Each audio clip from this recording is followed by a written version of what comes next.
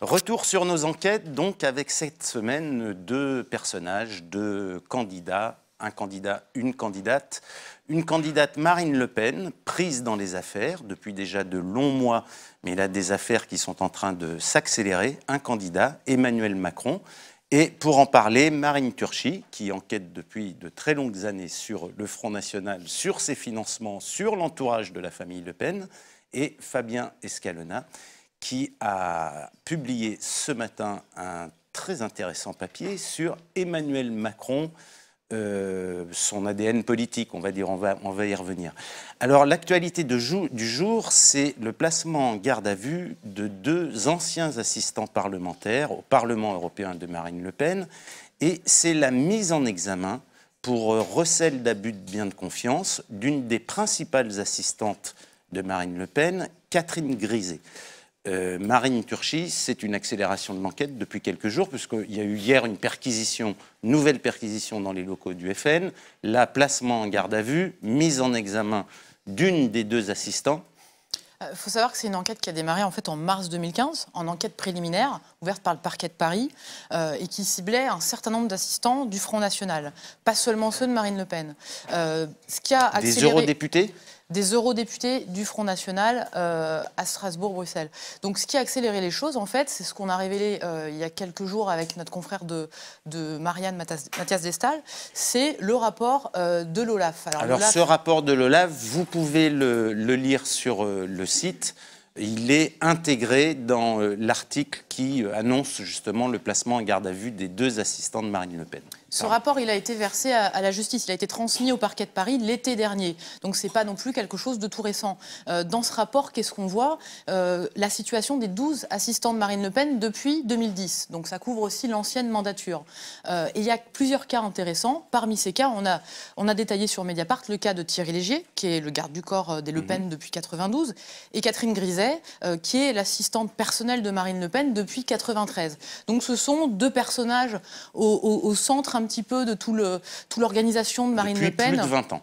Depuis de très très longues années.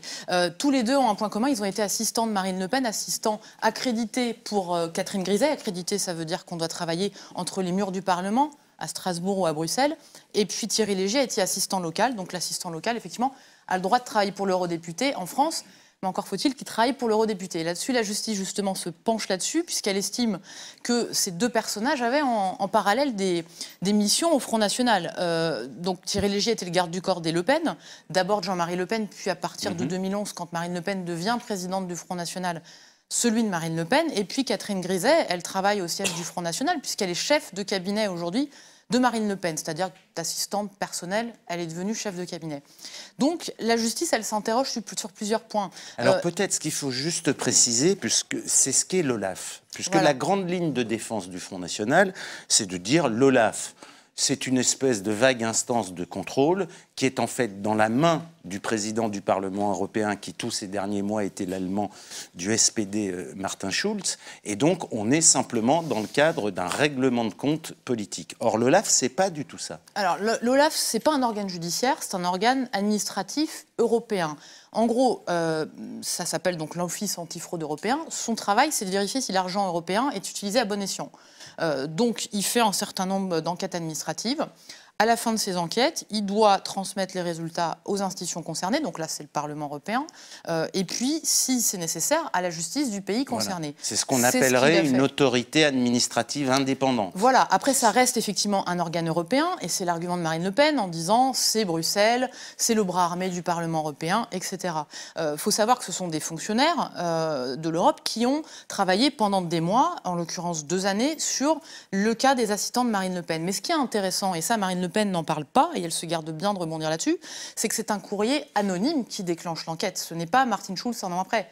C'est dès 2014, l'OLAF est destinataire d'un courrier anonyme qui est intitulé « Une possible fraude au Parlement européen du Front National » et qui détaille plusieurs cas, à commencer par celui de Louis Alliot, le compagnon de Marine Le Pen et vice-président du Front National, et de Philippot, Florent Philippot, l'autre vice-président du Front National. Et c'est à partir de là que l'OLAF va se mettre à enquêter. Donc c'est une enquête séparée de la justice et séparée de ce que va faire ensuite le Parlement européen. Alors, sur le cas des assistants de Marine Le Pen. Pourquoi l'enquête se concentre seulement sur les assistants de Marine Le Pen et pas sur ceux des autres députés du Front National ? Alors, il y a des enquêtes qui sont en cours, y compris au niveau de l'OLAF, au niveau des autres assistants. Simplement, le cas de Marine Le Pen, il y a plusieurs alertes. Il y a ce qu'on a révélé sur Mediapart avec Ludovic Lamant sur Louis Alliot. Dès 2013, on a expliqué comment le Parlement européen, donc là le Parlement lui-même, pas l'OLAF, avait interrogé Marine Le Pen en 2012 en disant « Donc vous rémunérez votre compagnon comme assistant local, Louis Alliot », alors qu'en même temps, il y a la campagne présidentielle et législative pour lequel il est directeur de campagne opérationnelle, porte-parole ensuite des législatives. Il a 2 mandats locaux à Perpignan. Comment peut-il en même temps être assistant pour votre travail d'eurodéputé? Même question pour Philippot, qui était lui aussi assistant local pendant cette campagne présidentielle. Effectivement, ça pose des questions. Comment peuvent-ils combiner toutes ces fonctions et tous ces postes? Réponse de Marine Le Pen au Parlement à l'époque, ils ont des temps partiels qui leur permettent d'effectuer les 2 tâches. Le Parlement n'avait pas les moyens d'enquêter davantage, et d'ailleurs il ne l'a pas fait, il a classé sans suite. Mais ça, l'OLAF ne l'a pas oublié, et d'autant quand l'OLAF reçoit 2 ans après ce courrier, l'OLAF se dit qu'il faut enquêter sur les assistants de Marine Le Pen, donc ils vont passer au crible tous les assistants entre 2010 jusqu'aujourd'hui. L'enquête donc a eu lieu entre juin 2014 et l'été dernier. L'OLAF a transmis ses résultats, son rapport au parquet de Paris, qui lui, entre-temps, avait de son côté ouvert une enquête après le signalement du Parlement européen, en l'occurrence du président du Parlement européen. Alors, ce qui est intéressant, c'est que l'enquête a été élargie sur la base de ce rapport. Donc, la justice prend au sérieux les informations de l'OLAF que Marine Le Pen conteste de son côté. Et l'OLAF a collaboré avec la justice française lors des perquisitions pour exploiter les données qui ont été saisies dans les ordinateurs, les téléphones portables. Alors, on a beaucoup parlé du million d'euros qui est en fait un peu plus, ça représente 1,5 million de François Fillon avec son affaire d'emplois familiaux. Ce qu'on découvre avec cette enquête, c'est finalement la puissance des moyens financiers quand on est élu au Parlement européen. Alors le Front National a aujourd'hui 22 eurodéputés. Grosso modo, l'indemnité d'un parlementaire européen, c'est environ 8 000 euros de mémoire, 7 500. Alors 6 000 euros net, oui. Et plus les frais, plus les divers frais, les équivalents d'IRFM pour un parlementaire national, qui représentent là un peu plus, je crois, de mémoire, environ 10 000 euros. Plusieurs enveloppes. Il y a plusieurs enveloppes. Il y a l'enveloppe pour les assistants, il y a l'enveloppe pour les voyages, il y a l'enveloppe l'indemnité dès que vous allez en séance plénière, et il y a les frais généraux quand même de 4 300 euros pour avoir des bureaux, pour avoir le téléphone. Donc c'est une manne européenne énorme. C'est ça. Donc en gros, pour une vingtaine de députés, c'est environ 300 000 euros par mois, c'est-à-dire plus de 3 millions d'euros par an, 3,5 millions d'euros par an. C'est un véritable financement. Et en ayant 22 eurodéputés, c'est des moyens financiers accordés au FN pour évidemment financer de la politique nationale, des embauches, des moyens humains, etc. Alors ça, il n'y a rien d'illégal là-dedans. Effectivement, ce sont des moyens qui sont mis à la disposition des eurodéputés, avec cette enveloppe qui est assez forte quand même, de 23 000 euros net par mois à chaque député pour rémunérer ses assistants, accrédités ou locaux. Ils ont chaque mois cette enveloppe à laquelle ils ont droit. Mais à cette condition qu'ils travaillent pour le mandat européen. Pour le mandat européen. Et c'est là que Marine Le Pen dit, mais comment décide-t-on qu'on appelle Catherine Griset pour la présidente du Front National Marine Le Pen ou pour l'eurodéputée Marine Le Pen? Elle juge qu'il y a un flou et que Catherine Griset a réellement travaillé ce pourquoi elle était payée. Sauf que là où ça devient intéressant, c'est quand on rentre dans les détails. Assistante accréditée, ça veut dire qu'elle devait être entre les murs du Parlement. Donc qu'est-ce qu'a fait l'OLAF? Il a par exemple recensé ces passages de badge, puisque le Parlement européen, on ne rentre pas sans un badge à l'aller, au retour. Et quand on voit l'examen de ces passages de badge, de ces pointages, on voit que, par exemple, sur l'année entre septembre 2014 et août 2015, donc sur une année, elle badge moins de 12 heures. Alors qu'elle est censée être sur place. Ils ont regardé sa résidence. Là aussi, on se rend compte, en fait, dans cette enquête, si on en croit l'OLAF, qu'elle a vécu essentiellement en région parisienne et qu'elle n'avait qu'un pied-à-terre en Belgique, chez un ancien assistant de Marine Le Pen qui la logeait gracieusement. Elle n'avait pas non plus de téléphone portable belge. Donc tous ces éléments recueillis dans cette enquête de l'OLAF sont aujourd'hui aussi entre les mains de la justice qui va faire sa propre enquête. Et justement, aujourd'hui, ce sont des questions qui ont dû être posées à Catherine Griset dans cette audition, de savoir un peu démêler le moment où elle travaille pour Marine Le Pen, présidente du Front National, du moment où elle devait travailler pour l'eurodéputée Marine Le Pen. Mais là, il y a un problème aussi géographique qui se pose. D'accord. Alors, le Parlement européen, en plus de cette enquête judiciaire française, le Parlement européen a saisi 340 000 euros à Marine Le Pen, en lui demandant remboursement justement de frais détournés ou indûment utilisés. La réponse de Marine Le Pen était de dire non, je ne rembourserai pas. Or, il y a bel et bien une saisie, et sur son salaire et sur ses frais. Quand il y a une demande de recouvrement, comme le fait le Parlement, qu'est-ce qui se passe? Elle a un mois pour payer directement, décider de payer, ou alors, au bout d'un mois, la somme est retenue de manière automatique sur son indemnité de parlementaire à 50%. Ces frais généraux, l'enveloppe de frais que j'évoquais tout à l'heure de 4 000 euros pour les factures de téléphone, les bureaux, à 100%, et puis sur une indemnité journalière qui est également versée aux députés. Là, le Parlement dit il faut que Marine Le Pen puisse encore pouvoir exercer son mandat. Donc, on ne va pas ponctionner l'intégralité, par exemple, de certains frais si elle s'est engagée à payer, par exemple, un local, un bureau. Mais en tout cas, son indemnité parlementaire, à compter de ce mois-ci, le mois de février, est déjà ponctionnée à 50%. C'est aussi le cas déjà de Jean-Marie Le Pen depuis plusieurs mois. Donc, effectivement, le Front National, aujourd'hui, annonce en fanfare qu'il ne rembourse pas, mais ses députés sont en train de rembourser de manière automatique. Et ça représente une somme, effectivement, importante. Alors là, on assiste à un peu une sorte d'accélération ou de réveil, en tous les cas, d'une enquête judiciaire qui est quand même piétinée depuis de longs mois. Est-ce qu'on peut simplement se dire, ou au moins poser la question, que c'est un parallèle avec l'affaire Fillon et que la justice se réveille et que Fillon, empêtré dans ses affaires, il s'agit de pousser les feux également sur les nombreuses affaires, parce qu'il y en a d'autres qui concernent le Front National? Alors en tout cas, au Front National, c'est ce qu'ils redoutent depuis plusieurs semaines. Ils nous ont confié, plusieurs cadres nous ont confié que justement, le son de cloche après l'affaire Fillon et la crainte, c'était que, alors l'affaire Fillon, c'est super pour nous, mais de l'autre côté, on risque d'avoir un retour de balancier de la justice qui pourrait être tenté d'essayer de rééquilibrer un peu les choses sur une enquête qui est ouverte sur les assistants FN depuis 2 ans. Après, il y a aussi un calendrier qu'il faut regarder, c'est que l'information judiciaire, qui a fait suite à la préliminaire qui court depuis 2 ans, a été ouverte en décembre. Donc c'est pas non plus absurde de penser qu'aujourd'hui, il y a des auditions. Ce qui est bizarre, c'est qu'il y a une deuxième perquisition, alors qu'il y en a déjà une, et qu'elle vise principalement Thierry Légier et Catherine Griset, 2 personnes qui ont été au cœur de notre article de la semaine dernière. Alors, effectivement, est-ce que l'affaire Fillon précipite les choses et la justice bouge? Est-ce que la révélation du rapport de l'OLAF fait bouger les choses? En tout cas, la justice a ce rapport depuis l'été dernier. Et donc, elle a eu tout le loisir de l'éplucher et de pouvoir élargir son enquête sur cette base-là. Mais effectivement, ça fait partie des questions qui se posent et c'est une vraie crainte au Front National aujourd'hui. Et c'est pour ça d'ailleurs qu'ils n'ont pas forcément utilisé autant qu'ils auraient pu le faire l'affaire Pénélope Fillon.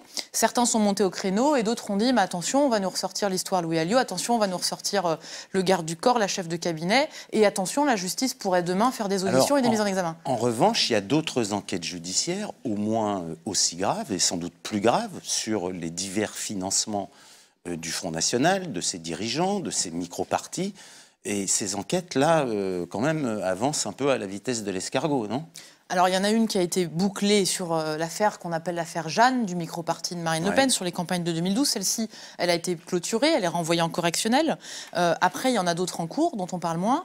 Effectivement, en ajoutant ces enquêtes, on arrive au nombre de 5. 5 enquêtes qui mettent en cause soit le Front National, soit ses dirigeants, soit son ancien dirigeant Jean-Marie Le Pen, soit ce qu'on a appelé, nous, à Mediapart, la GUD Connexion, c'est-à-dire cet entourage sulfureux de Marine Le Pen qui a la main sur les finances. Donc, effectivement, ce sont des enquêtes dont on parle peut-être moins, mais ça fait quand même 5 enquêtes. Il y en a 2 qui ont été ouvertes à l'automne dernier, ce qui nourrit encore les déclarations du FN, disant qu'il y a une attaque du système, il y a une attaque de la justice et du pouvoir socialiste. En tout cas, ces enquêtes, elles visent énormément le micro-parti de Marine Le Pen, qui a drainé des sommes très importantes ces dernières années au cours des élections, en faisant un petit peu le relais entre Riwal, le prestataire de communication, et les candidats Front National.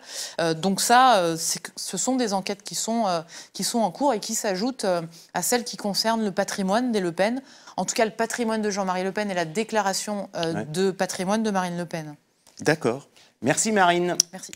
Fabien, on peut lire depuis ce matin un très intéressant article titré « Emmanuel Macron, tel César en sa start-up » et qui nous explique un peu cet objet non identifié qui est Macron et la manière dont il s'installe dans le paysage et dans la campagne. Le dernier développement, c'est aujourd'hui, avec une déclaration de François Bayrou qui je dirais, avait installé depuis des mois une sorte d'insoutenable suspense sur son éventuelle candidature, qui aurait été la 4e tout de même, et qui aujourd'hui répond en proposant à François Bayrou, à Emmanuel Macron, qui lui répond en lui proposant une alliance. C'est important, c'est une vaguelette dans la campagne. Comment évaluer ça ? Bon, je crois que le vrai événement, ça aurait été que Bayrou annonce une candidature. Il se trouve que là, Macron avait déjà préempté l'espace, quelque part, que Bayrou aurait pu espérer occuper ou réoccuper. D'ailleurs, dans les enquêtes un peu sérieuses, avec des panels assez larges, quand on demandait au soutien actuel de Macron d'où il provenait, ou en tout cas de quelle sensibilité politique il se sentait la plus proche, on voit bien que Macron a vraiment grignoté autour des sympathisants d'Alain Juppé, de François Bayrou en grande partie, un peu de Manuel Valls aussi. Donc voilà, il était déjà là.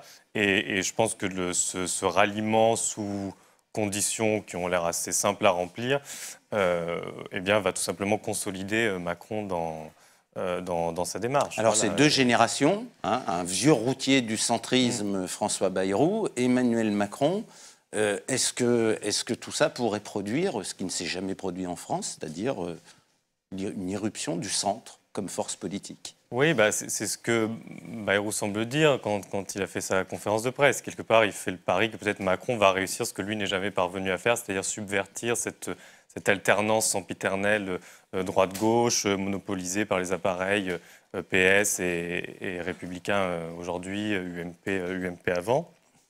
Qui était déjà le grand rêve, et tu l'évoques dans ton papier, de Jean Le Canuet, 1965, Valéry Giscard d'Estaing avec son fameux 2 Français sur 3.